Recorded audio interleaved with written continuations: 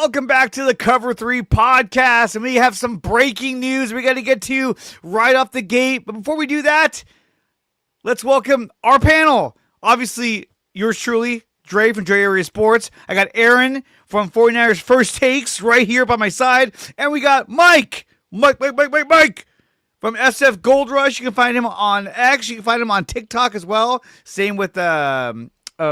Also, Aaron's on YouTube. And, of course, you can find me on YouTube as well. X, whatever. But, guys, how are you doing? And how was your weekend, real quick? Start with Mike. Great, guys. Great weekend. We actually have some news, so that's cool. I appreciate you guys having me on. Speaking of the news, I am the Alex Pleasance to Sterling Benning's Trent Williams. So I'm the backup today. He's the backup tackle. Yeah. So thank you for having me on. And yeah, great to see you guys again. Aaron, how you doing, man? I'm okay. Slow week this past week. Not a lot of news. So this was I didn't think the Trent Williams news was coming. I know we're about to touch on that, but yeah, I mean that just came out of nowhere. Right before the draft, we get a big news dump. So I was like, I was at work when this broke, and I was getting my some reports ready, and all of a sudden I was like, oh, hey, you guys, they signed Trent Williams. Nobody gave a shit. They're like, well, okay, well, whatever. God, you guys suck. Anyway, let's get to the news about Trent Williams right now. It works better when I have something queued up, and I didn't have it queued up, so that was pretty lame. Hold on. There we go. Breaking news, 49ers and 12-time Pro Bowl left tackle Trent Williams reached an agreement today on a 2-year, $50 million extension that now contractually ties him to the San Francisco 49ers through the 2027 season. This comes courtesy of Adam Schefter. Williams will look to get $37 million guaranteed. Now that's a lot of fucking money. Obviously, he's getting a 2-year deal. This is not a 1 year. I mean, this is not a 2 year. It's really a 1 year. I think it's really just a 2-year deal. And they were able to give him $37 million guaranteed. Now, you know, to me, this is actually a pretty good deal because I mean, look, you're not paying him more than $25 million a year. Right, so he did you that. He at least said, "Hey, I'll do it for $25 million, but 37 of it has to be guaranteed over the next 2 years." Done. And he could have easily have asked for 30. Now, Laremy Tunsil, who's just got his big contract, I think he's getting $30 million a year. So he went down a little bit because I mean, some of the stats would show that he's like number 3, number 4, number 2 on left tackles. But this is exciting. Now Brock Purdy has his left tackle back for not just next season, but for the year after. Aaron, what are your thoughts on the new Trent Williams contract? Surprised. Didn't think he would settle for anything less than what he was looking for, which is probably a little bit more than a Jeremy Tunsil deal. What was it like? Almost was it 30? I forgot exactly. Was it 30 or 40 million a year? Like what was the? I thought it was 30 million a year, but like a whole ton of, I don't know the number off the top of my head, but a whole bunch of it was guaranteed, like a ton of it. Yeah, I was unpleasantly surprised, mainly because guys, they don't address offensive line ever unless it's an absolute necessity, being like if Trent retires. So happy. I mean, I know I'm sure Trent Williams is happy, or excuse me, Brock Purdy's happy. It's just nice. It's nice to have it done before the draft. It's kind of been the big lingering, cloud that's been hanging over 49er land for the last month and a half or so prior to free agency and now a little bit past it. So glad he's back. The end is close, though, man. He's going to be, 39 this year or 39 when the contract ends? I forget. But yeah. Niners need to do what they can do and figure out a way to win a Super Bowl in the next 2 years because this looks like it is the end after 2027. Definitely after 2027, I think things are going to get retooled quite a bit. I mean, we may be looking at by 2028, you got to move on from some of these guys. And I think by 2028, Trent Williams will be out of here. So I think next year, I really feel like they're really going for it to be competitive, and they want a shot at winning a Super Bowl, and we'll see what they do in 2028. But Mike, when you heard the news of Trent Williams, what do you think? Not surprised. No, I mean, honestly, we all knew this was going to happen. To me, I thought this was a no-brainer. I thought this is almost not news. What were the 49ers going to do if they didn't extend him? They have no plan B. So was he going to get traded? No, because they weren't going to get what they wanted out of it.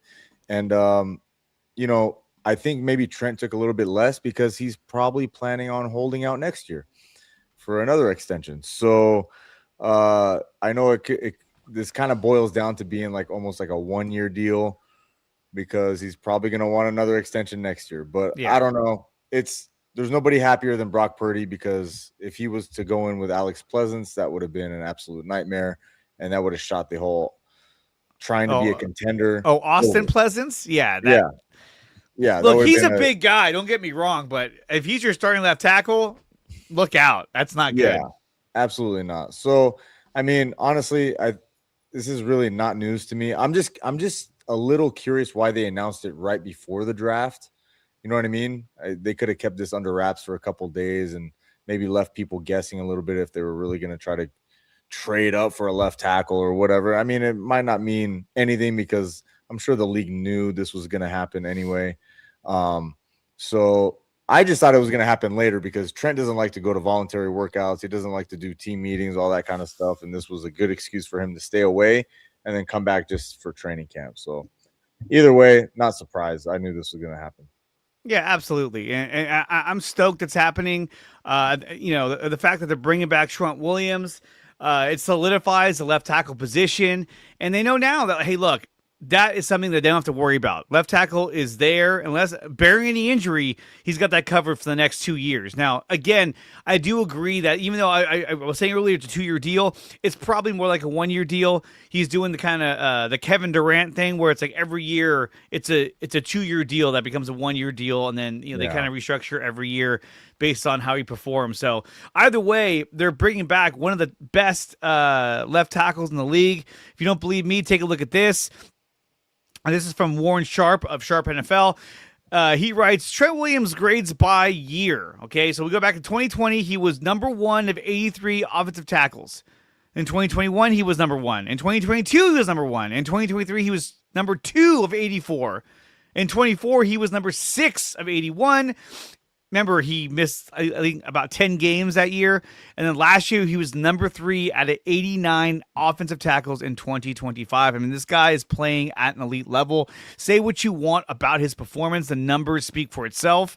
Aaron, when you see numbers like this, I mean, does it fill you with confidence knowing that he's coming back, even though it's going to be at the age of, 39, I want to say? 38? What's the better option? I mean, there isn't one.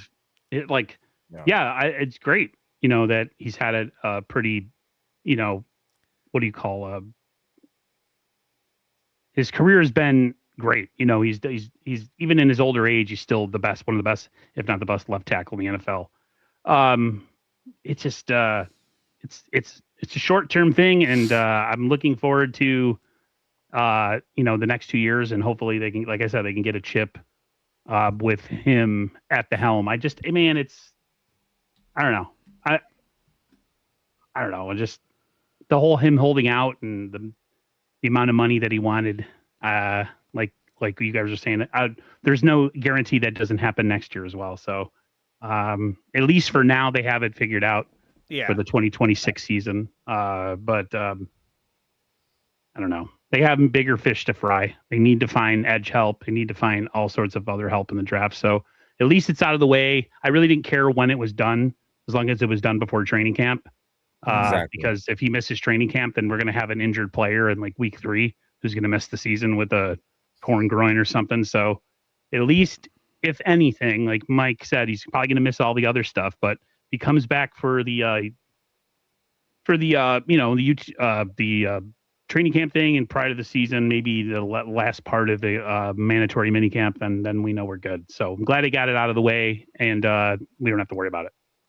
No, absolutely. I mean, just getting him back just fills me with confidence. Last but not least, Mike, when knowing that he'll be here for next year, I mean, does it, and seeing the way that the roster has been constructed so far, I mean, do you think that bringing him on was the best course of action, and you think that makes us a more competitive team moving into next season?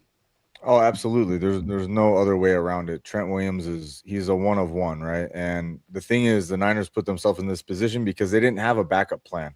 So Yeah. if you don't have Trent Williams, I mean, it was already hard enough for CMC to run last year, and if you take CMC or if you take Trent Williams away, he's definitely not going to be able to get any juice, behind Alex Pleasance or running to the left. So it was a mandatory thing. They had to do it. Obviously, anytime Trent Williams is on the field, you're a better team. Your offense is better, and now they just got to fill some holes around them and get a good left guard in there and see what happens. Now, if that isn't enough, so we know that John Lynch had a presser today. We're going to cover that in great detail in just a few minutes. But when the news went out that Trent Williams had re-signed, a certain player actually responded to him signing with re-signing with the Niners. And who am I talking about? None other than Deebo Samuel. So here's my question. I know we are doing a mock draft later on the show. So if you're tuning in now, make sure you stay and watch as you end the show when we do our mock draft. But I'm telling you right now, you guys, if the Niners do not land a starting wide receiver in this year's draft, in my opinion, I think that if they don't get a starting receiver and they draft a receiver in the 4th round or whatnot,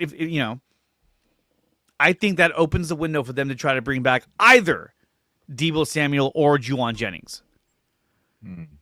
Mike, if the Niners don't draft a receiver in the 1st round, and let's say they draft another receiver in like the 4th round, who's just like, okay, this guy could be good. I don't know. Do you think they're going to look to bring back either Deebo or Juwan Jennings at a discounted rate?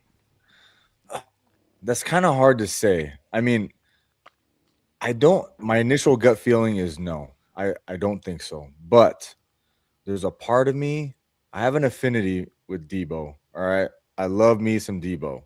I love him. The guy brought so much excitement to the team.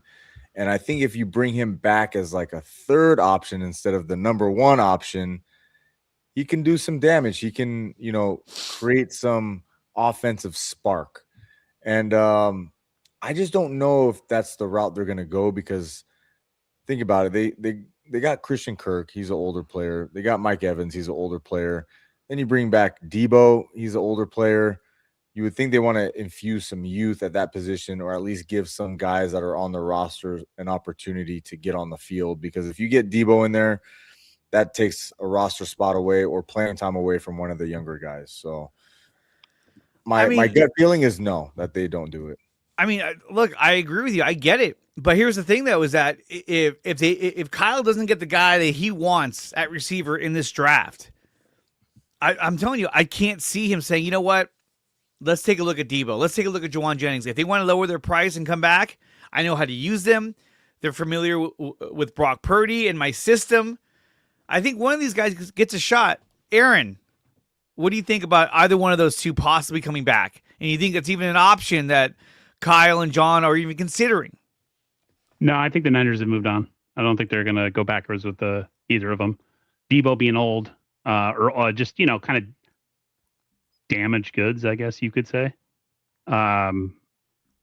He's just his best years are behind him, and I think the Niners knew that when they let him go. They got the best years out of him, and now he's kind of just a guy with a name that's kind of, people, ooh, Deebo Samuel, but like if you watch him, it's like this isn't that bad last year. I mean, he had the most catches. Yeah, he had the most catches. I think the most yards in his career. Come on, let's be honest. I mean, we're talking about the Deebo that can take a slant, 80 yards, or a screen 80 yards. He was an incredible, just physical specimen, even though he's not the tallest guy. As far as Juwan, like, why? You're essentially, you already have that in Mike Evans, and it's a more talented version. Yes, he's older.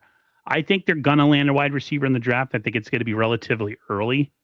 either the first pick in the 27 or the pick in the second round. I don't see them letting it go past those two picks. So no, I think the Niners, they're smart. Bring in a rookie, someone, especially if he's at 27, he's gonna have to start eventually. That is a great problem to have.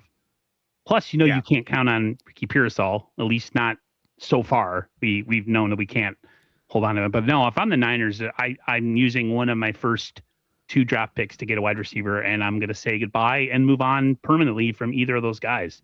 We don't need Juwan Jennings back in the building as of now, because of, if you think of it just from health wise. And then we have 2 younger guys who have done nothing for this team that are going to get a shot in Cowing and in Watkins. So I just don't see a place for him.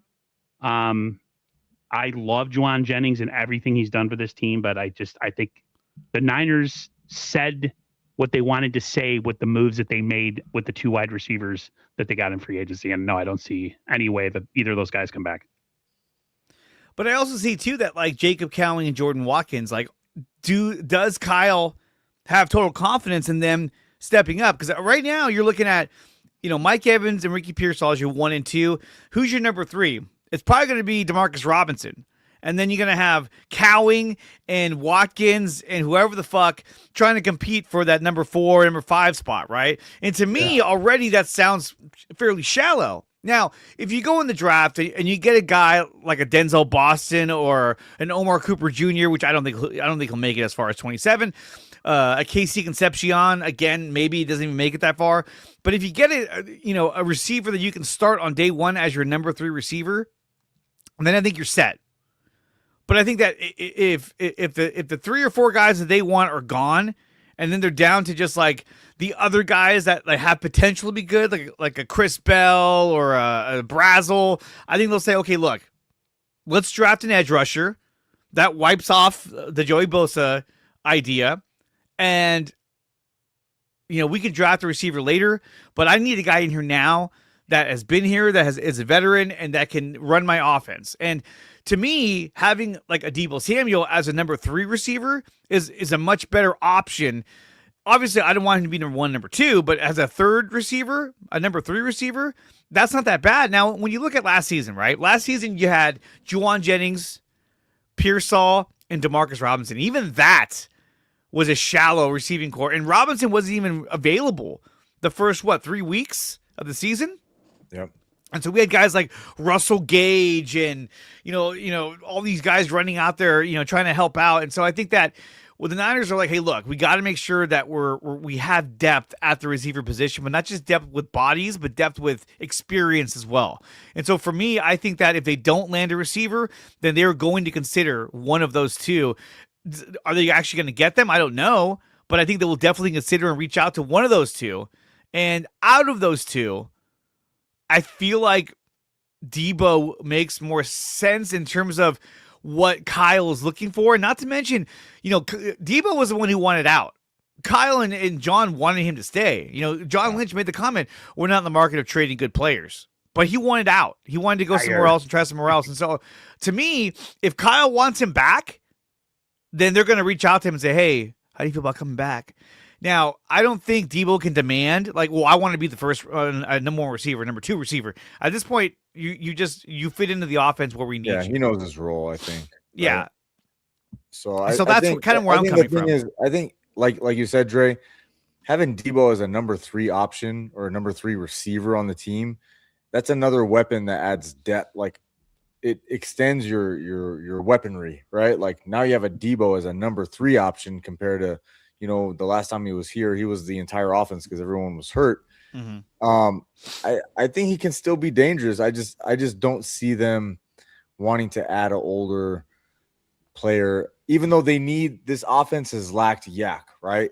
Yeah. Over the last couple of seasons, like they have no yak on this team, no one that can break free and just get down the field. And maybe Deebo can bring a little bit of that, but I just don't see them doing it. Low key, I want them to do it though. I'm a big fan of Deebo, and I want him to steal Ricky Pearsall's number back. I don't want either. Oh, come.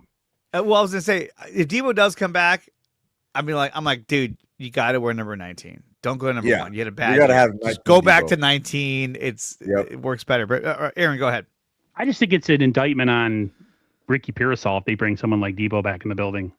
I think it's already an indictment on Ricky Pearsall because, look, is he talented? He is. But can he stay healthy? No. Now, look, rookie season, guy got shot. What are you going to do? I mean, it's not like, it's not every day. Unless you're Keon White. But he got shot.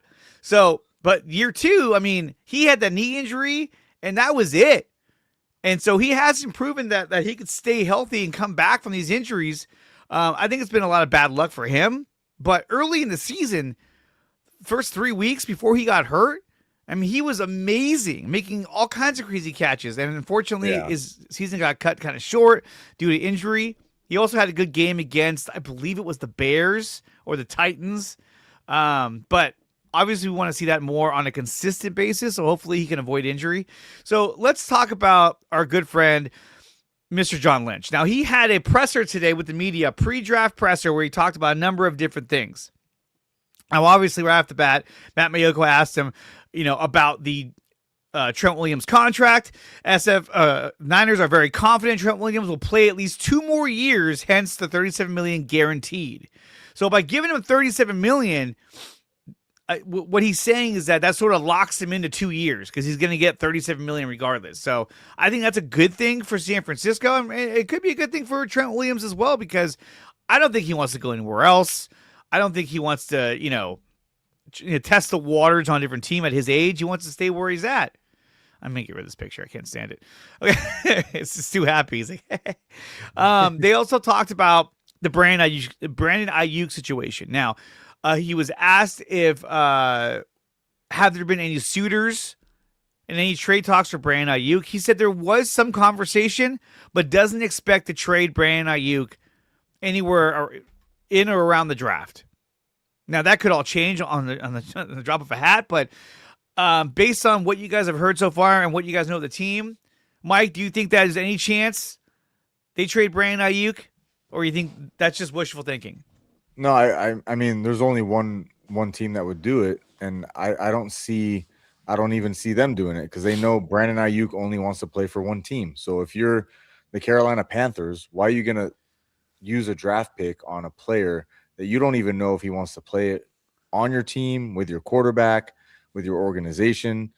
I think Brandon Ayuk has made it very clear that he wants to go to Washington, and that's the only place where he wants to play. So if I'm another team, I don't know why using any type of draft capital to take a player who essentially quit on the team and doesn't really seem mentally all there right now. I think that's just too much of a risk. Aaron? I don't think anybody's going to make a move for him in the draft either. I mean, if I'm the Niners and somebody offered me even a 7th-round pick, I'd send him to Siberia. That was the Browns or whoever, because the Niners don't need to do good by Brandon Ayuk. They can do whatever they want. I read comments, the Niners are being petty. Yeah, they are. And it's great because this guy quit on them. Mm-hmm.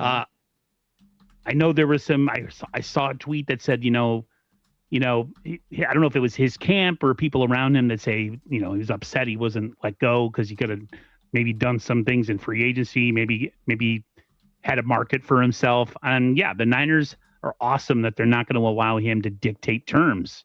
If I'm the Niners, shoot, man, I hold on to him till training camp or a little bit after, and then I cut him because they don't have to do right by him. I just don't see a team giving up any assets to a guy that is essentially going to get released at some point in the offseason where they can keep their draft picks and then sign him to whatever deal. He's probably going to go to the Commanders. I just hate the fact that he's going to get what he wants after all this is said and done. It really bothers me because what he did was a total punk move. As I like to call him, he's a punk bitch. But punk bitch. He's just punk bitch. I don't know, man. Bitch. I agree. If I'm the Niners, I just hold on to him as long as possible. and it's really what they're doing. Let's hear from John Lynch on what he had to say about the Brandon Ayuk situation. Well, that was the wrong one. Yeah. Oh my God, dude. I'm on a roll here. There we go. Yeah. I've had some discussions. Do I think it's a high probability? Likely no.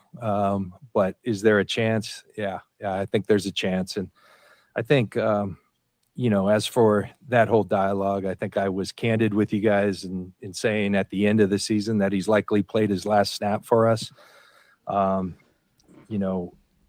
We all are in concert on where we're going with Brandon. I do think, at league meetings, I talked to you guys. I thought it would have been irresponsible not to give it through league meetings, because there's various inflection points where a lot of deals at least start to get talked about. The league meetings is a great opportunity because everyone in the league is there. The draft is another opportunity because a lot of things happen on draft week.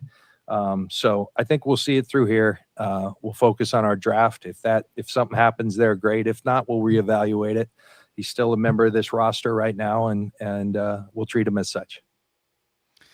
Okay, having heard that, this doesn't spark any confidence in me that they're going to make a move to trade him. I think most teams know, hey, if we don't do anything, they're just going to release him anyway. And the general consensus is that he's going to get released. And when he gets released, where's he going to go? He's probably going to go to the Commanders, or there could be another team that may look to sign him. Will the Commanders trade for Ayuk? Probably not, because they know that, hey, we just wait this out and sign him to a deal. And I'm sure they've already talked to him or his agent or somebody about what he's looking for in a contract. So, and besides, if you trade for Brandon Ayuk, you inherit his contract. And so they don't want to do that. Teams will say, I don't give a fuck. Why would I want his contract? No, they're going to wait for him to get released post June 1st, and then he will go and sign with probably the Commanders. And that's that when it comes to the Brandon Ayuk situation. It's a terrible situation. It ended horribly, and now it's about to be over. So they could move him during the draft. I really don't think so. But they may try and trade him because they want to get more picks. John Lynch said that they are looking for ways to acquire more picks, so that could be a way of doing it. But like I said, teams don't want to inherit that contract. They don't want to have to restructure the contract. They'd rather just him be a free agent and then sign him to a contract that benefits their organization. So then there's that. The Niners believe, so moving on to the presser, moving back to the presser, Niners also said that that they believe that edge, offensive line, and wide receiver are deep in this year's draft. The 49ers have given out slightly fewer first-round grades this year than last. Lynch believes that there'll be a lot of trade movement in this year's draft. Again, saying the same kind of thing because he wants to make sure that, the idea of trading Ayuk or trading with the Niners is still a possibility during that draft. He wants to promote that. Lynch does not believe the 49ers have any glaring holes. Now, I found this to be really interesting that he would say this at a presser. He doesn't believe they have any glaring holes, at least the type that would force them to reach for players in the draft. They reach every year. They do. They really do. And so for him to say that, and I want to say he even said that, it puts him in a position to draft the best player available. Now here's my thing, is that, they're light at receiver. They need another edge rusher because Michael is not a third down edge rusher. They need more than one. They need more than one. Edge rush. But to me, look, is Joey Bosa the end all be all? No, but I think that he led the league in fumbles or strip fumbles, I should say, and he'll be a difference maker, out there on the field. But I think even if you signed Joey Bosa, you still got to draft a defensive end in the draft as well. But I think that if you draft one with your number 27 pick, then I think any chance of signing Bosa out the window. Yeah. Unless he comes back and says, "Hey, I'll sign for $7 million," and they're like, "Oh, okay, cool." But what he wants, he probably wants something outrageous like 14 to 20 million, somewhere around there. Higher than 14, but I think 14 would probably be the lowest he go at this moment. So there is that.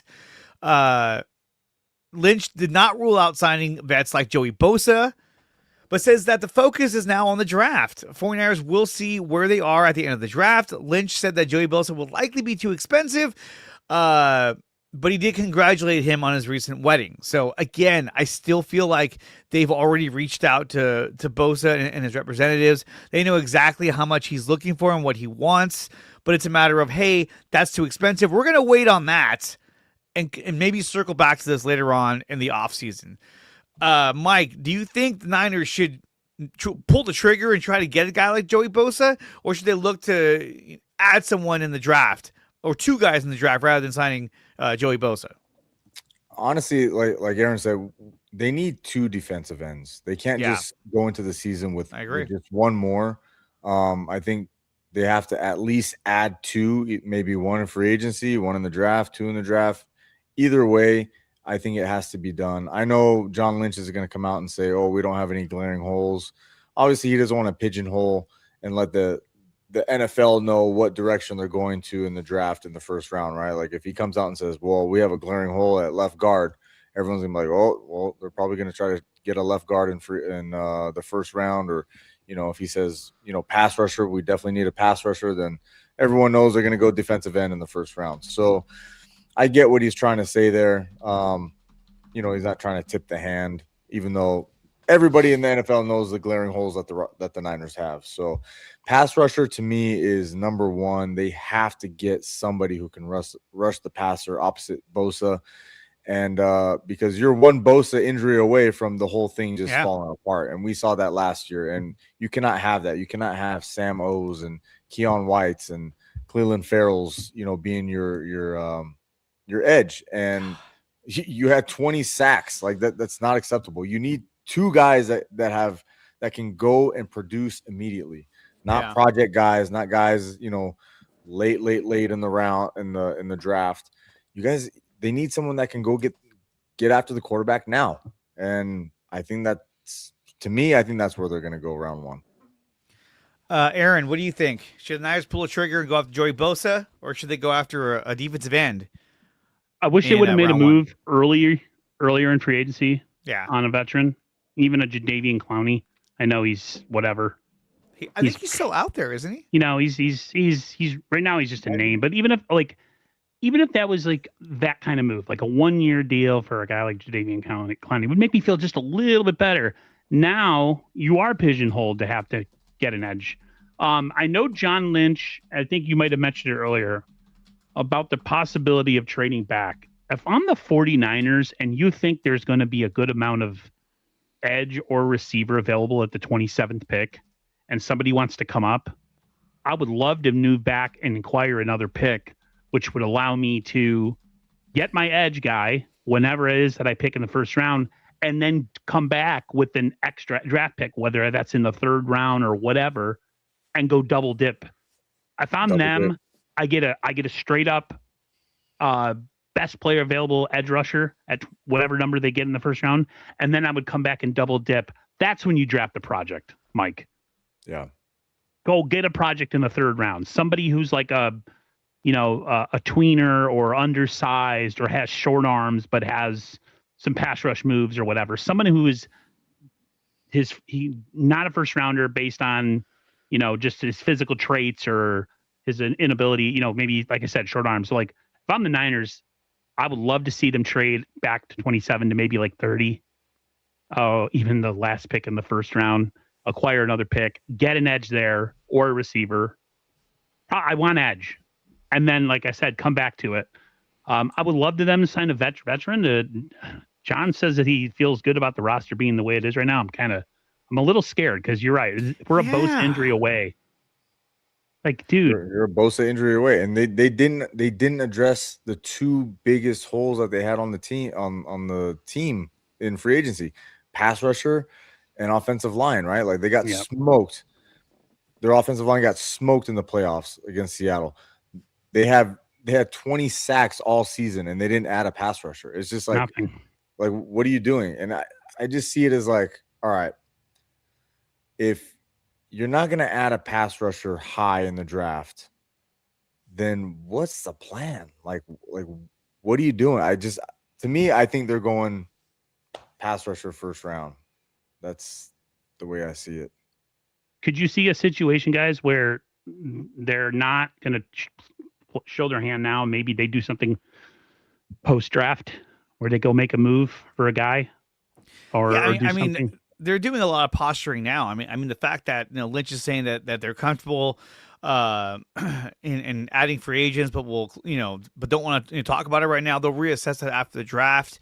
I think they're setting up a lot of things because they know that there's a chance that they're going to have to go out and try to acquire one of these guys, depending on how they do in the draft. And I think that if you sign, or if you draft a defensive end, but you don't get him until the second round or the fourth round, then I think you start going back over to Joey Bosa and saying, "Hey, we'd love to unite you with your brother Nick. Let's work out a deal." Yeah. I mean, let's face it.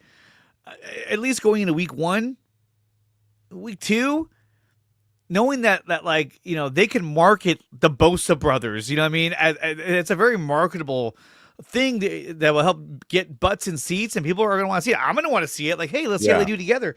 The last time we saw anything like this, we were like, when it was Bosa and Chase Young, we're like, oh, former teammates at Ohio State, and for a game against Jacksonville, they were dominating. It was like, yes, and then after that, it was kind of like, oh, whatever. But I think John Lynch kind of tipped the hand a little bit. Like Aaron said, I think it's pretty obvious they're going to do everything in their power to trade back. Because John Lynch said in his presser, they have even less first-round grades than they did last year, and they're picking all the way at 27. And if That's they had insane to admit that.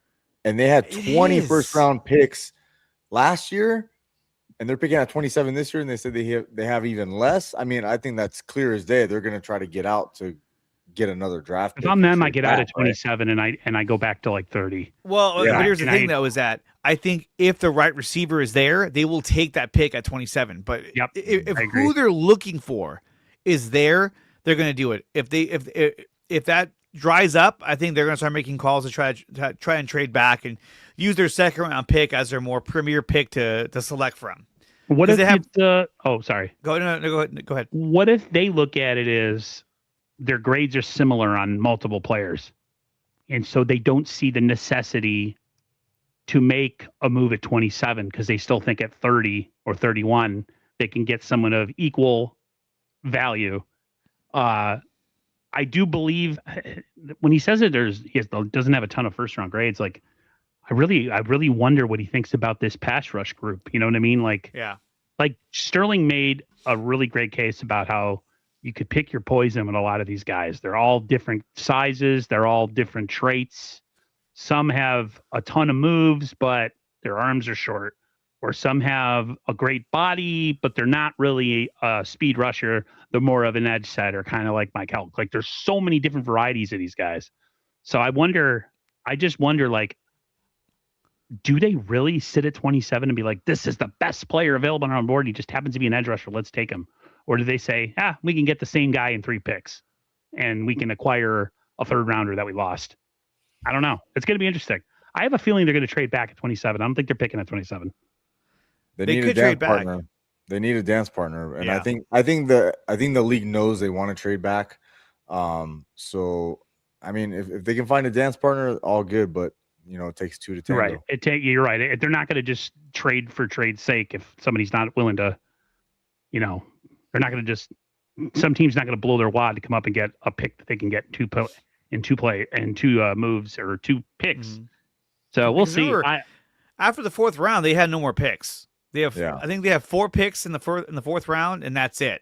After that, there's no 5th round, 6th round, or 7th round pick. And they love to pick up a late round pick, like a 7th rounder, a 6th rounder. So maybe they trade their 1st round pick and acquire, 2 7th round picks or, multiple late round picks just to get out of the 1st round, but acquire more picks later on just to add more depth to their team. It's a possibility.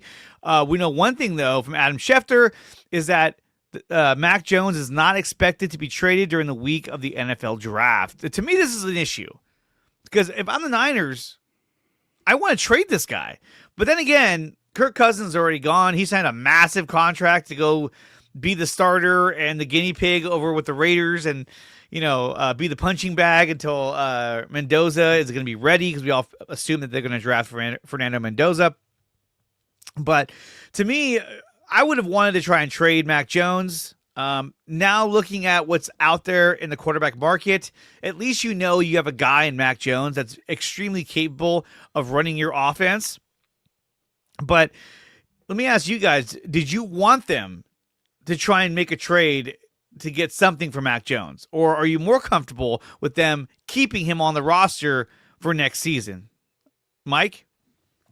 I've always been in the camp of keeping Mac Jones just because we know the quarterbacks in Kyle Shanahan's offense get obliterated. And it's only a matter of time before the backup has to play. And we wouldn't have made the playoffs if we did not have Mac Jones last year. That's right. So what was the draft compensation that you're going to get for Mac Jones that was worth the 5 games he won us or whatever?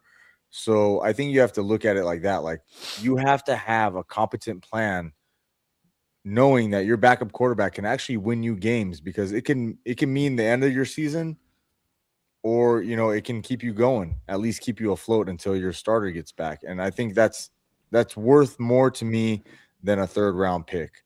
And a 3rd round pick that they will probably blow on somebody that won't make the team anyway. Mike, I thought I was the most negative. No. So, I mean, how many wins is worth a 3rd round pick to you in a season? You know what I mean? That's I mean, they traded their 3rd round pick already, and the guy they got, I thought was good. That was a great pick. That was tip of the cap to John Lynch for the Osa trade. Great job. I'm just saying in general, you know what I mean? But was there even really a market for Mac Jones when you look at all the teams that really needed a quarterback? Was there a spot for Mac Jones to go to?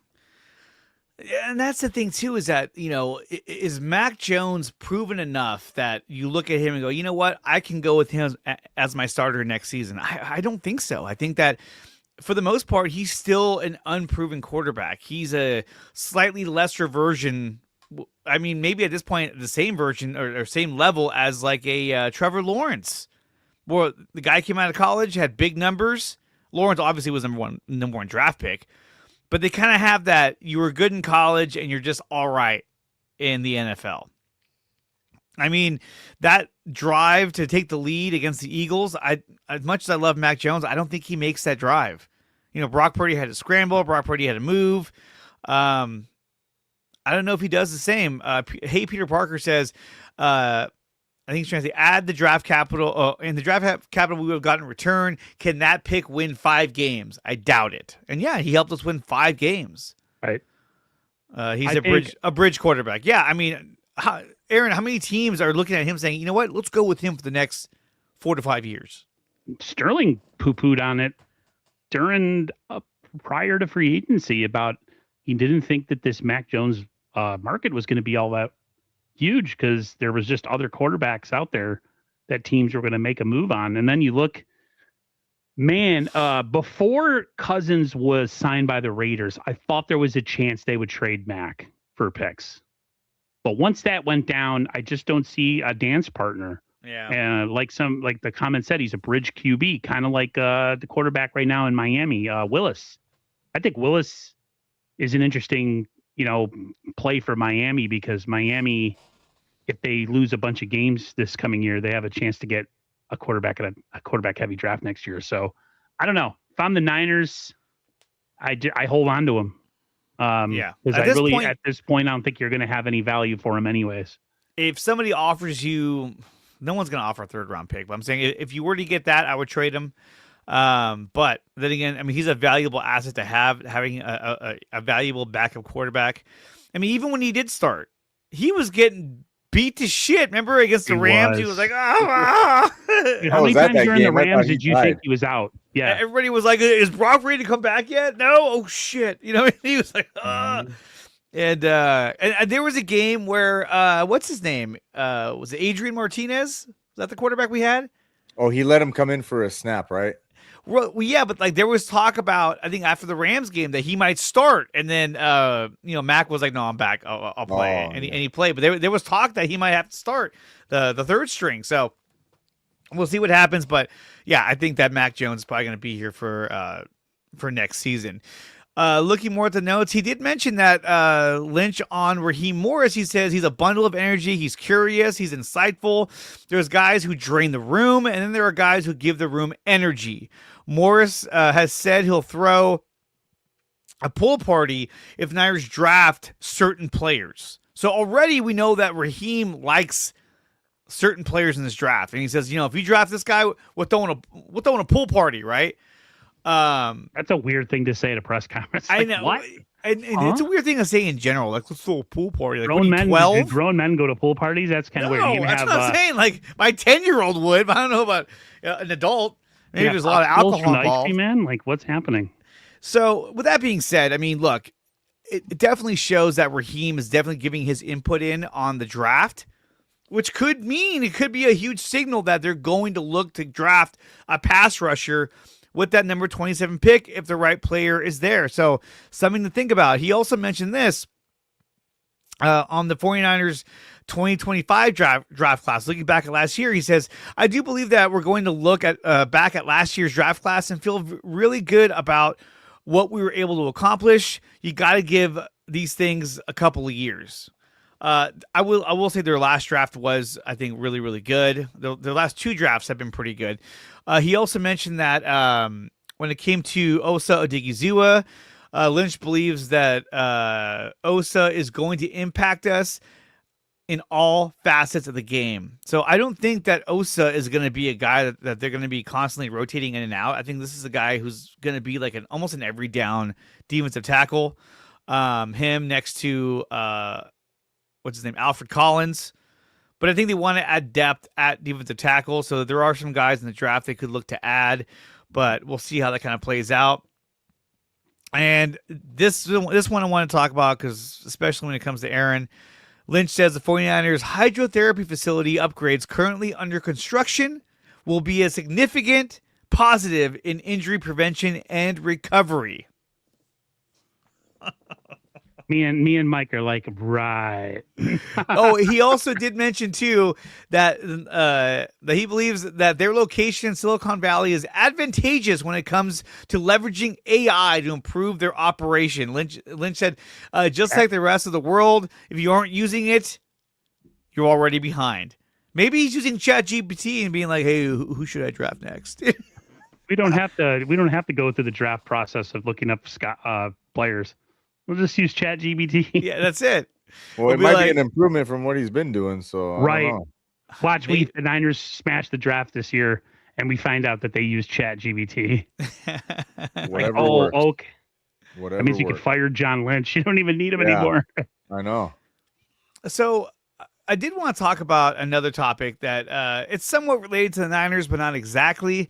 And that was the blockbuster deal that sent Dexter Lawrence from the Giants to the Bengals. Now, the Giants, the Bengals acquired Dexter Lawrence in a deal that includes a 10th overall pick in the NFL draft. Now the Giants have the 5th pick and the 10th pick in the NFL draft. So they're in a position to get some really good players. Now, a lot of fans, especially fans, we're saying, hey, too bad the Niners got Osa Odigizua. They should have just waited and they could have got Dexter Lawrence.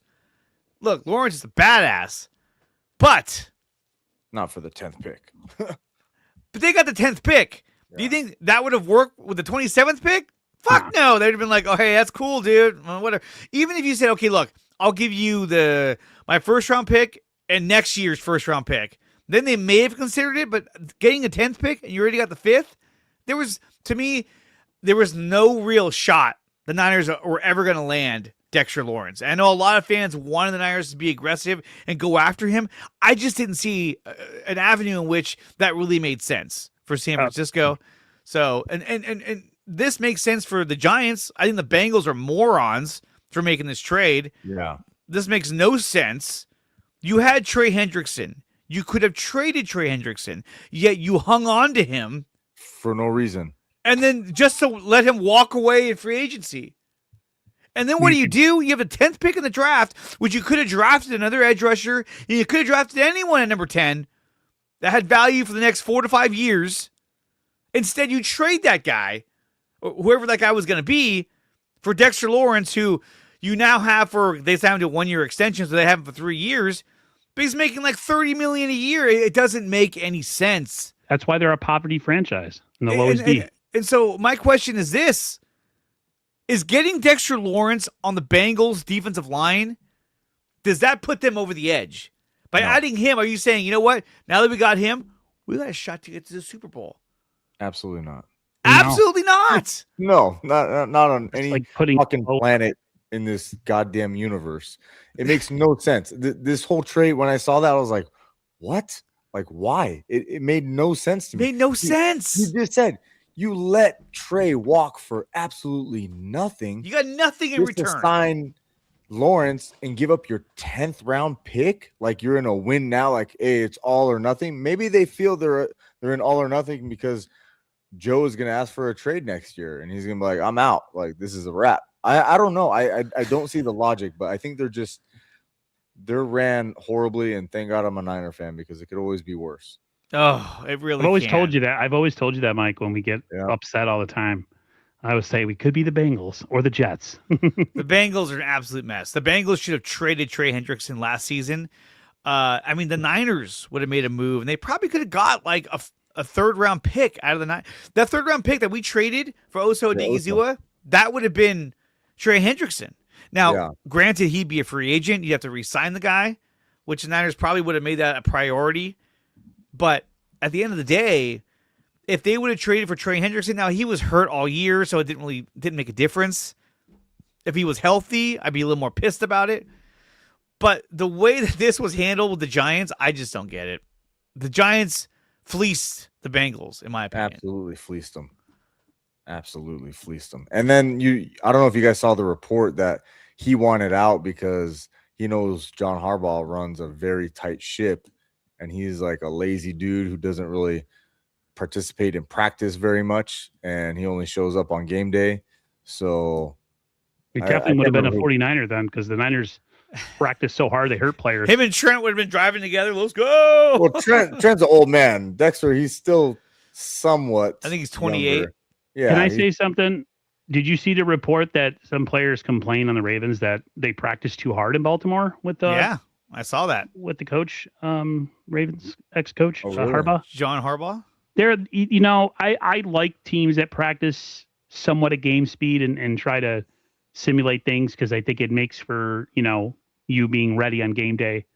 But to the point where you're having practices where people are getting injured because most practices, they go 60% maybe, thud up, but they don't actually, in training camp when they put the pads on, they still don't really tackle the ground. They thud up. Mm-hmm. If guys are getting pile driven into the ground during practice, that's a problem. And then if you couple the fact that this guy's, is a lazy ass, he definitely doesn't want to do that. Yeah. I mean, I'm not a big, I don't really see too much wrong with it because you know what? Whatever John Harbaugh was doing, it was working. You know what I mean? Like they had amazing defenses during his tenure there, and they were just nasty and brutal guys. And you could tell they probably practiced really hard, and they were down and dirty guys. So I don't know. I'm not really against it. And maybe if they just upgraded their hydrotherapy room, they wouldn't complain about it. Exactly. All about hydrotherapy. And there's not drinking enough water. That was the problem.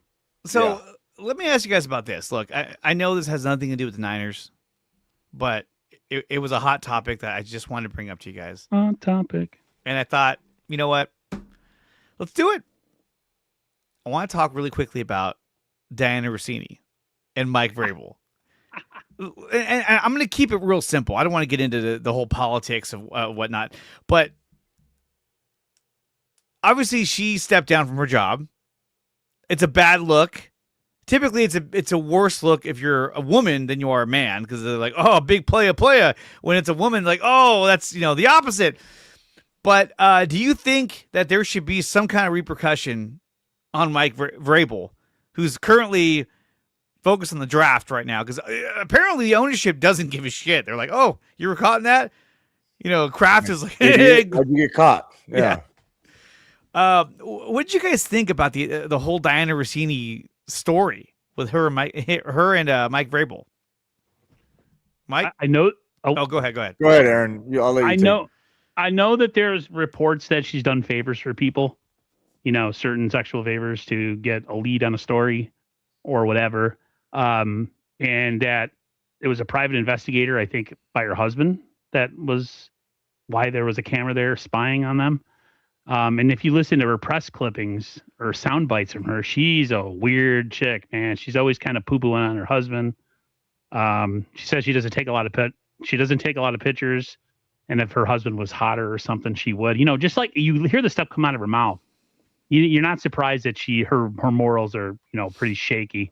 The only way someone like Coach Vrabel gets in trouble is if there was proof that could be found that, she had some advantages of getting stories, or he gave her, exclusives. Or he gave her like false information to spread in order to give him an advantage somehow. And it's entirely possible. The whole thing was just really weird. Mike, what were you going to say about it? Yeah, I mean, honestly, I think, the NFL is not going to do anything. What did Vrabel really do that was wrong? Like in the grand scheme of things, was he leaking information? Was he, you know what I mean? It's just like, I get it. People are going to do favors. This just happened to be a sexual favor, between man and girl. And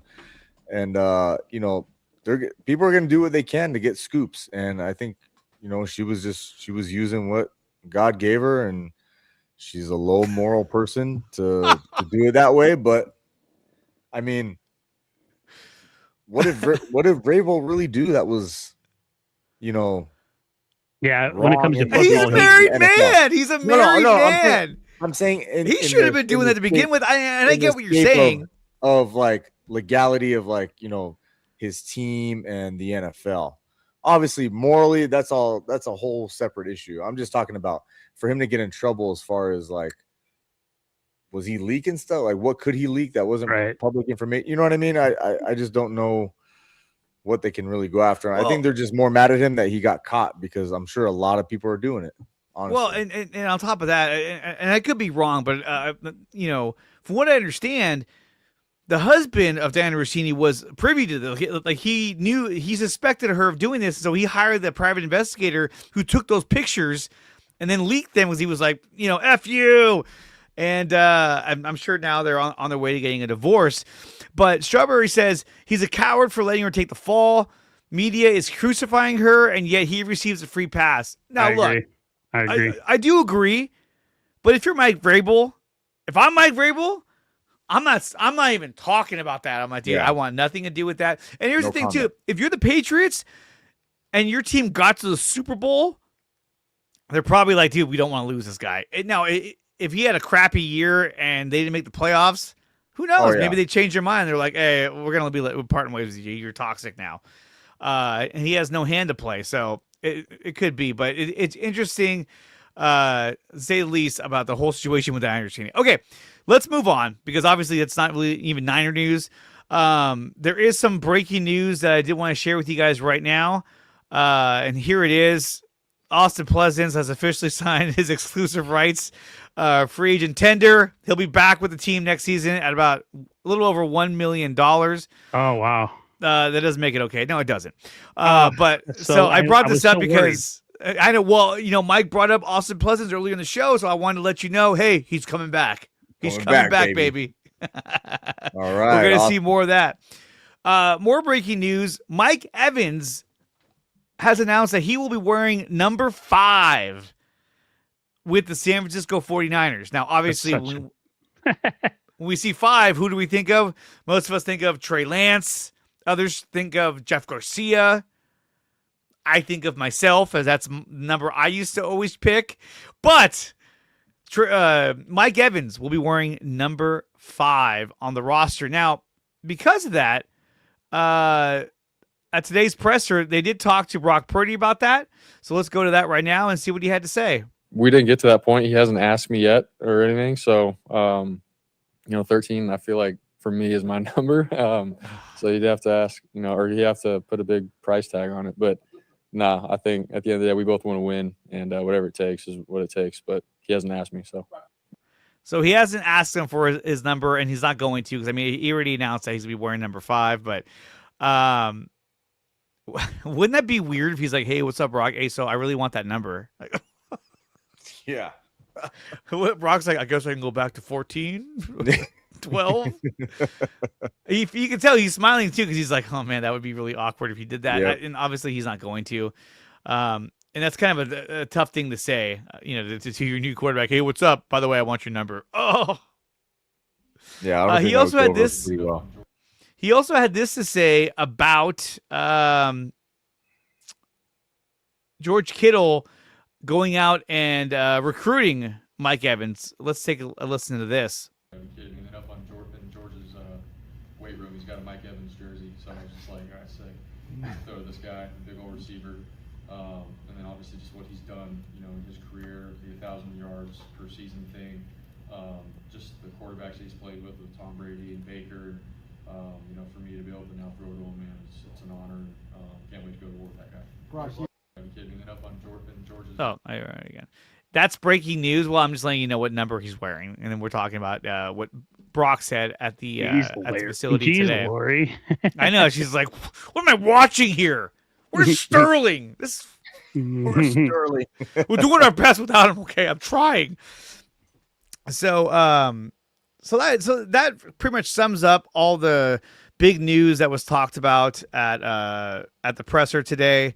We know the Niners are going into this Friday with the number 27 pick in the draft.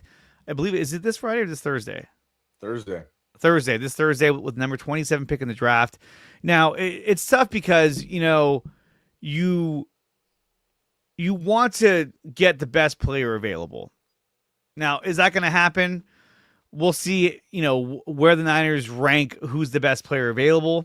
But in the meantime, what we're going to do is we're going to do a little mock draft. So everybody buckle up buckle in. We're going full throttle on a mock draft, and that starts right now. Oh, I lost my mouse there. There it is. Okay, so here we go. We're going to be the Niners. And we're just gonna go 4 rounds. I'm not gonna do any trades. I'm not gonna trade for draft picks and make this thing into a 7-round draft. We're gonna do 4 rounds. Just cover the Niners' current draft picks. Does that sound good? Yeah. Sounds good to me. Okay. I have this on fast mode, so it's just gonna blaze right through until we get to 27. Okay, so here we go. The draft starts right now. Boom. Okay, there goes everybody. Oh, there goes Omar Cooper Jr. Okay, we'll just ignore those. Okay, so now here we are. Oh, my God. Okay, so the best player available right now, according to their rankings, is Caden Proctor out of Alabama. He's an offensive tackle. Caden McDonald out of Ohio State. He's a defensive tackle. And then you got Casey Concepcion as a receiver. Now, look, we'll make a consensus decision here, okay? There's a good chance that they weren't going to get Denzel Boston. He's still there as well. He's a big receiver, similar to Mike Evans. But then again, you have a speedster in Casey Concepcion that could really be a burner out there, which they don't actually have. That could be a huge asset. But he's small. He's only 5'11". So if he gets hit, a strong gust of wind could knock him down. His hands are so too. Yeah. Mm-hmm. He drops a lot.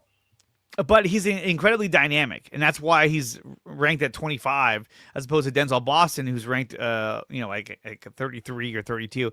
So, looking at who's available and looking at what you think the Niners' needs are, where do you guys want to go? Let's start with Mike. If you're doing this draft, what is your suggestion on where the Niners should look for the first round?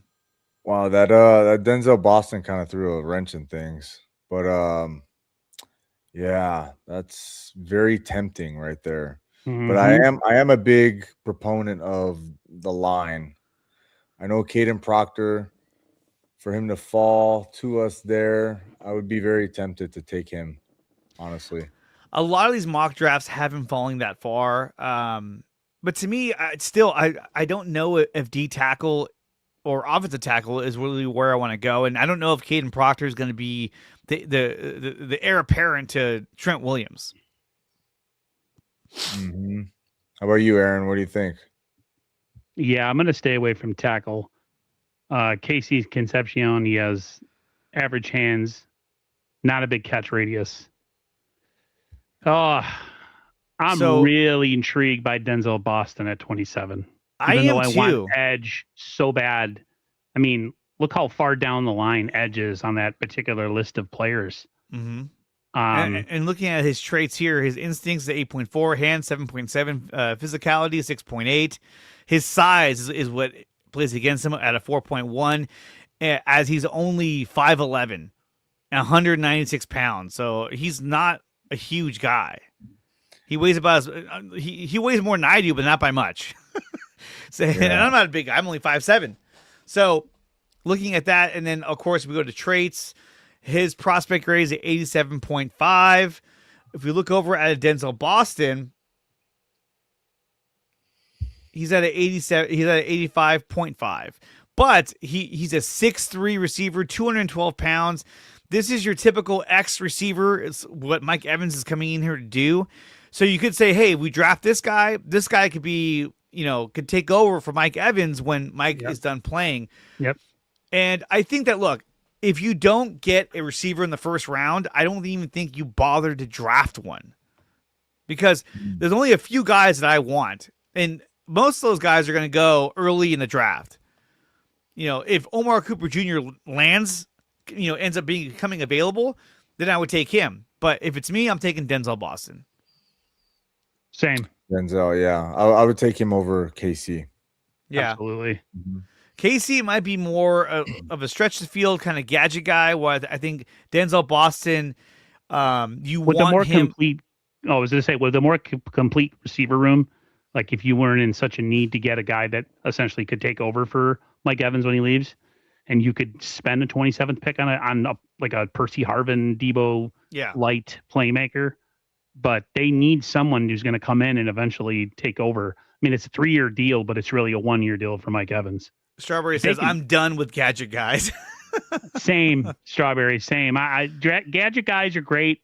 Like I said, if you have a lot of holes on your team already filled and you just need a little bit of explosiveness, but I would take Denzel Boston size. And like Larry made a good point about, like, whatever he lacks in speed, he just makes up for in like all the other traits that he has, his size, his catch radius. Speed is overrated. I mean, like we always talk about, Jerry Rice wasn't a 40 guy, and look what he did for his whole career. Look what Mike Evans has done his whole career, and he's not a speed guy. So Lori Matthews writes, so if they don't add a wide receiver early, what do you do? I think if they don't add a receiver early, they're going to take a defensive end. And so for me, at least, if we were to go defense, and let's say we go edge with who's here, I wouldn't take Cassius Howell at 27. I think he's going to be good, but I'd probably end up taking Malachi Lawrence, to be honest with you. That'd be the guy that I like. But I think we made our decision. We're going to go with wide receiver, and we're going to go with, there you go, Denzel Boston. Are you guys good with that? Yes, sir. Draft. And here we go. Now everyone's flying. It's flying right now. We're pedal to the metal. Buffalo has a trade. I don't care. Okay, so we got look at Cassius Howell went right before to the Bears. What a bunch of dicks. Okay, so defense, all those guys are gone now. I like Mason Thomas. He's an edge rusher out of Oklahoma. Big dude. Romello Height is another guy. LT Overton, but I feel like LT you can get later in the draft. There are some prospects. There's Joshua Trotter, linebacker. Harold Perkins is actually a good linebacker out of LSU. Safety wise, let me see. There's Lewis Moore, and that's a guy they brought in on a workout just recently. So I think they believe that he'll be there later in the draft. When we go to Jeremy Bernard, who's a burner receiver. And so this is where it gets kind of interesting, because you see guys like Oscar Delp in the position tight end in general. I really don't think the Niners are going to draft a tight end in this draft. Why? Because they just re-signed Jake Tonjes to a contract. Obviously, George Kittle might be ready by week 1, if not week 2. He already had no walking boot and everything, showing up to. Yeah, he looks good, huh? He looks great. So surprised. He was chugging beers at WrestleMania with Rob Gronkowski. It was freaking awesome. And on top of that, you just added Luke Farrell last year, which you're paying him way too much money. So That's I don't Mike's think favorite tight player end. of all time. I love the guy. I love him. I love him. He's a great guy. On Mike's list, it's Jerry. It's Luke Jake Farrell, Moody.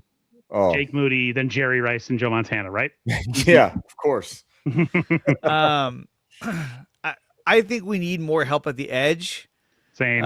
When you look at Mason Thomas, his rank is 83.36. He's a number 9 ranked edge rusher, and right now you're picking at what in the second round. This guy, he had 9 sacks in 2024, and in 2025 he had 6.5 sacks. He did play for UCF. I think this guy's really good. His pursuit is at 8.4, hands at 8.2. But size, a 3.9. Now, when we look at size, he's 6'2", 241 pounds. He's more of a speed rusher, I think. That's But exactly I think, what they need. that's what they need. There's Joshua Josephs. This guy is number 10 ranked edge rusher, 6'3", 242 out of Tennessee. And I'm just trying to read all this. I mean, I think he could be good as well, but I like Mason Thomas. But I think, they need to go for somebody on the edge to help bolster that, because who do you have right now? You have, you don't want to be putting in guys like Sam O on third down. That's the last guy you want in there. Right. Yeah, no. I'm right. No, You're right. I think Mason Thomas Okay. probably is the guy. It's that, or we go safety. There's Kamari Ramsey. I haven't studied the safety position all that well. This is where I needed Sterling, and then he went to work. And I'm not doing you guys any favors, so Yeah. Right- Now I'm Pro right Football there. and I'm right Sports there with you, Network, Mike. they have him ranked as a number 60. prospects. Yeah. And then I think it's the safety rank. He's number 6. We could go safety, but it kind of feels like the Niners are. I don't think they're going to draft a safety. I really think they're going to roll with Mustafa and Jair Brown. Oh, I think they're going to do it. oh, man.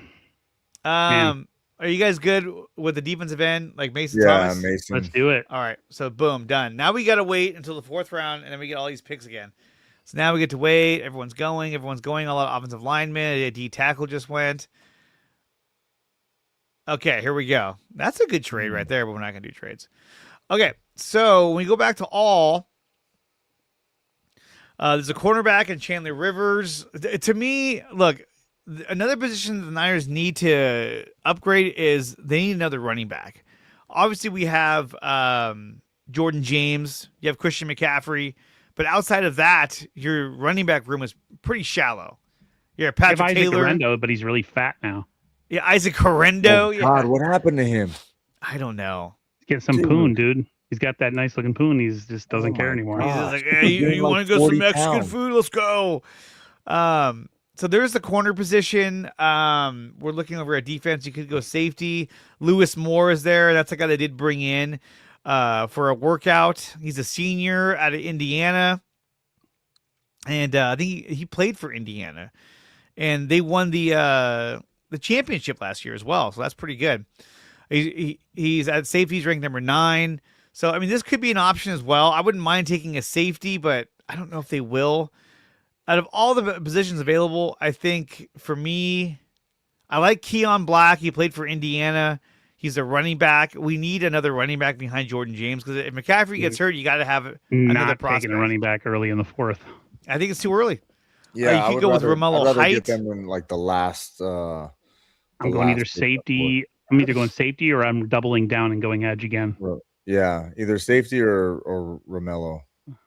There's Romello Height. There's LT Overton, who could be there later. Anthony Lucas isn't so bad. You know what, though? Like, for me, if it's me, I'm taking the safety. Mm-hmm. And I would Yeah. probably take Lewis Moore. You got to have some kind of assurance, because I don't know. Like Siegel, I don't know where he fits in. I don't know. Like, he's great against the run, but so is, Jair Brown's pretty good against the run too. Yeah, and So- we don't know if Raheem even likes him. He We could be don't. like, dude, he's Yeah, not Raheem feeling could like have this. an idea in the draft that he wants a safety. Yeah. So let's take Why, I Lewis think- Moore. Okay. Oh, what were we gonna say? No, I think this draft, we're predicting how we think it's going to go, but having Raheem Morris in the building, that's a really big kind of wrench in things because, like the Niners have done well they did well by Robert Saleh last year, making certain picks. I think they're going to do the same for Raheem Morris. I would not be surprised, as much as I love Denzel Boston, that they're going to go edge at 27. I don't have any prediction in my mind how this draft's going to go because if he wasn't in the building, I would kind of have a set mindset of what the draft's going to look like. Or With him in the building, who knows? We could go one more edge as well because I mean, we need an edge to replace Bryce Huff, and you need another edge in there as well on the other side. I mean, you lost Robert Beal, but that doesn't mean much. That was a net positive there, Drake. It really was. He's on my brother's Dolphins now. He's like, who is he? I'm like, it doesn't matter. He's Robert Beal Jr. I would say either edge or safety. Not even look at the names. Do you think we should just add another edge rusher, or would you rather add another safety? I think safety is a pretty big hole. But in the fourth round, are you picking a starter though? Because you have multiple fourth round picks to pick a safety. If I'm the Niners, I go edge again. Let's do edge. Let's go with Romello Height, and he is the number 15 ranked edge rusher. There he is. Hey, he's 6'3", 239. Is a senior out of Texas Tech. Another small guy. And this guy, I wish he just had his stats, but he has to read through here to find the stats. It's annoying. In 2025, he earned 10 sacks and 11.5 sacks for a loss. He had an 82.4 edge impact score and a glowing PFF pressure rate of 17.4. Let's go edge. Let's add another edge rusher to the team, and we'll go with Romello Height. Bam. And then here we go. We're back. Devin Moore is gone. Charlie Demings is gone. So we can get that safety if we still wanted to. That's where I would go. Let's go it. Safety. Boom. Okay, and now we're back. So see, day 4 could be very interesting and watching the draft. You're like, oh my God, it's almost like back to back to back, And this one, it's back to back, 138 and 139. I think they're gonna trade back one of their fourth round picks, honestly. They might. How do I? Now, when you look at so these are the best players available. I mean, we got a receiver. There is a guy in Malachi Fields who's pretty good. But now when you look at who's available, you got a lot of offensive linemen that you could go for, or a linebacker, because that D. Winters is probably on the way out after the season. Although you did draft Nick Martin, but you could get a guy like Harold Perkins Jr. just to bolster that linebacker room. Or we can go Logan Jones and get a center to add to our offensive line. Now, didn't they sign a guy who's a center from the Eagles? Right? Oh, Toth. Yeah, he competes at center. Is tough though? Is he tough? I don't know. There's Logan Taylor at Boston College. He's a guard. Wait, have you picked safety already? Yeah, I did already. Okay. Oh man, if I'm the Niners, I'm look at the Bears traded up to get Keon Black. Oh man. And I probably would have taken Keon Black with one of these two picks just as another running back. Who's there for running back? Is there a good tight end that's available in the fourth round? Probably not. Joe Royer. I don't know any of these tight ends. Everybody at home was like, "Fuck, dude, why am I watching this shit?" Like Larry and I like Sterling's watching from work right now. Be like, I know every single one of these. I should be there. Oh, I decided to go into work instead of talking draft. He's being chased by a dog. Take Romello Height. All right, let's go with where were we here? We could go offensive line. Another guy who's good is JC Davis. He's a tackle. What's that? Let's go center. Yeah. So let's go with Logan Jones, center. Yeah. Punch the ticket. Go away. Okay, now we can go with another offensive lineman because it feels like later in the draft, that's where you got a lot of offensive linemen. Or you can go running back. You can go linebacker. I'd go linebacker. I'll go linebacker too. All right. Let's go with Harold Perkins Jr. Let me see who else is even there, just in case any names pop out at us. Aiden Fisher. They'll probably sign Eric Kendricks again in the offseason. He'll be like, What's this? Hold on. As much as you guys complained about the offensive line, you better take one. We did. We took a center. Absolutely. Lori. Yeah, we solved all the problems. We got a center, and we did it. everything's great. Trent is back. We won the Super Bowl. We just did it right now. All right, let's go with Harold Perkins Jr. And there it is. That is the end of the draft. We only did 4 rounds because Niners don't have any picks in the later rounds. We didn't make any trades. So let me get this ad out of the way. So there is our mock draft. Denzel Boston, Mason Thomas, Romello Height. We got 2 edge rushers, a safety in Lewis Moore, an offensive lineman, a center in Logan Jones, and Harold Perkins Jr. All these draft grades are pretty good. B, C. Our edges got C's, and then a B in Denzel Boston. If this was our draft, I think I'd be pretty happy with it. Yep. Yeah. Too. And again, if the Niners didn't go with a receiver in their first pick, they're going to go edge, and I think that they're going to look to sign another receiver. It wouldn't surprise me if old Debo came back. It really wouldn't. Hey, I mean, I still got his jersey, so Who's that one wide receiver figure it that out. is going to drop because he had the knee injury? Last name is Ross. Forget his name. Rick. Not Rick Ross. No, there's a wide receiver that we talked about. Is he from ASU? No. Yeah. Big. This is Larry was tough. This is the worst group you could have asked right now. Yeah. We're like, Sterling would know right away. He would. He'd be like, you're talking about, We can just Tom make up a Thompson. name. I'm on St. Dennis or something. I don't know. Might be the ASU guy. Can't remember his Let me name, see. Hold on. but- I could probably find him. Let me see. He's a receiver. Yeah. Has an ACL injury. I think it was Jordan Tyson from ASU. Jordan Tyson. That was it. No? No? Yeah, Chris he had a knee Bell? injury. Out of Louisville. That was another guy who had an ACL tear. And but he's explosive. So they're like, is he going to have that explosiveness when he comes back? I don't know.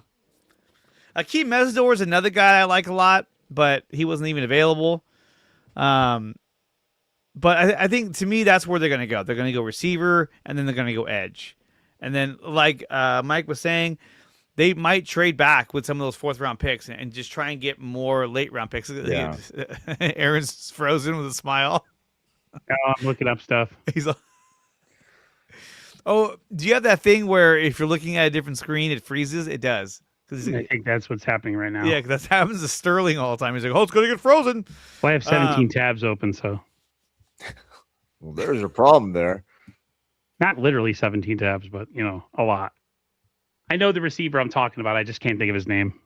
Well, if you know it, I would just say, maybe post it on X and we'll Put it in comment the on comment it. section. Yeah, put it in the comment section below. Make sure it's a positive comment. Mm-hmm. But again, I know I sound like a broken record right now, but I'm telling you right now, depending on who they draft in this next coming draft, these are going to be their options.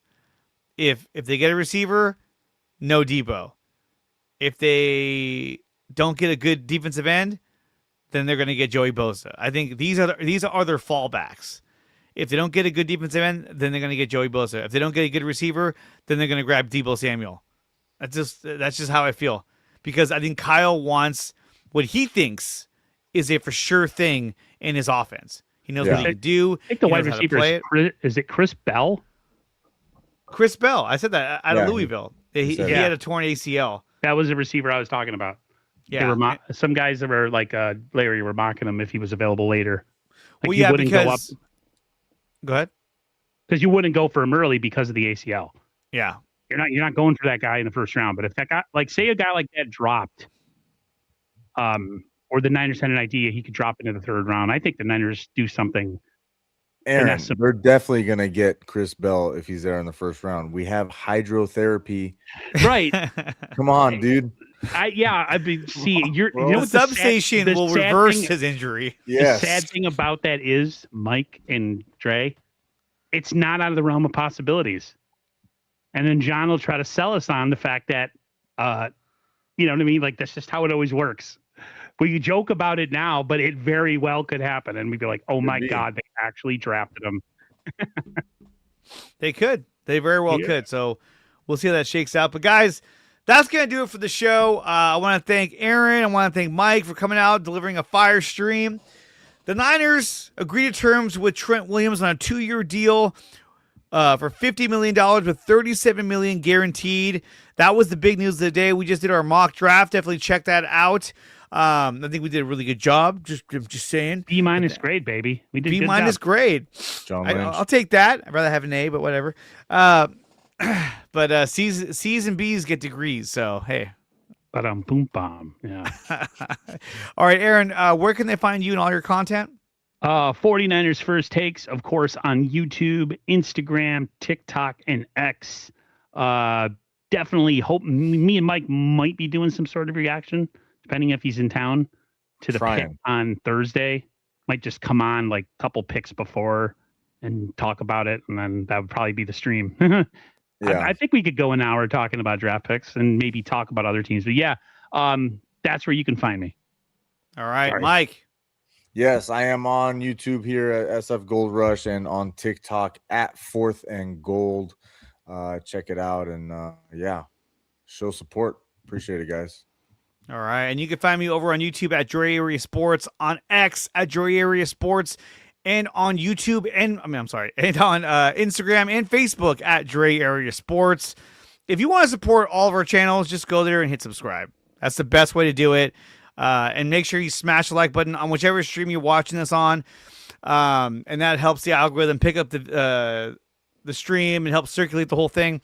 It's a crazy thing how it works, but liking it and subscribing is the best way to help support our channels. From Aaron, from Mike, from myself, I want to thank all you guys who came out today in the chat, watching at home, listening on the job. Thank you for watching the Cover 3 podcast. We'll be back next week. And we'll be talking about... Actually, are we going to do it this Friday? I don't even know. I don't know.